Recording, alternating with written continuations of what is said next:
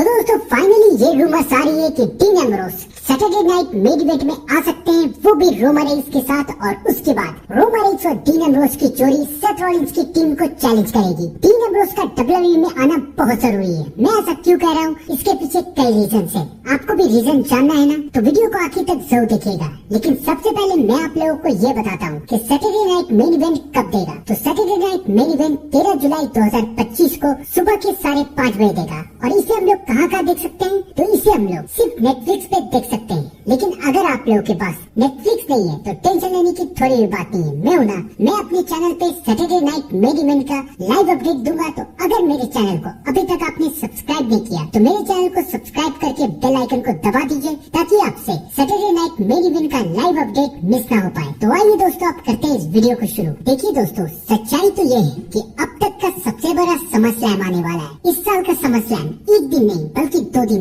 देगा, डे 1 और डे 2। और अभी तक मेन चैंपियंस का कोई ठिकाना ही नहीं है। गुंथर के पास कोई चैलेंजर नहीं है, सेथ रॉलिंस के पास ऐसा कुछ भी नहीं है। हाँ, मानता हूँ कि जॉन सीना और कॉर्डियोस का मैच हो रहा है, लेकिन वो तो डे 2 का मेन इवेंट है। डे 1 में क्या होगा? और समर स्लैम में एक मैच तो होते नहीं है, समर स्लैम में कई सारे मैच होते हैं। और अभी WWE फैंस का ये कहना है कि WWE ने बोर करी है। WWE में ना कोई अच्छा सेगमेंट चल रहा है, ना कोई अच्छी दुश्मनी। कई साल के बाद ऐसा हुआ है कि WWE फैंस को समर स्लैम का इंतजार ही नहीं है, समर स्लैम का कोई हाइप ही नहीं है। तो अब WWE ने ये फैसला किया है कि वो समर स्लैम की हाइप को बढ़ाएगी। और इसकी शुरुआत WWE ने रॉ में ही कर दी थी। कैसे, मैं आप लोगों को याद दिलाता हूँ। रॉ में कई दिनों के बाद पॉल हेमन ने रोमन रेंस को चैलेंज किया। पॉल हेमन ने ये कहा कि रोमन रेंस के अंदर हिम्मत ही नहीं है कि रोमन रेंस सेथ रॉलिंस के सामने आ सके, सेथ रॉलिंस को चैलेंज कर सके। क्योंकि रोमन रेंस अच्छी तरीके से जानता है कि अगर वो सेथ रॉलिंस और उनकी टीम के सामने आएगा तो उसका अंजाम क्या होगा। पॉल हेमन ने ये बात बेफिजूल में तो कही नहीं है। जाहिर सी बात है कि पॉल हेमन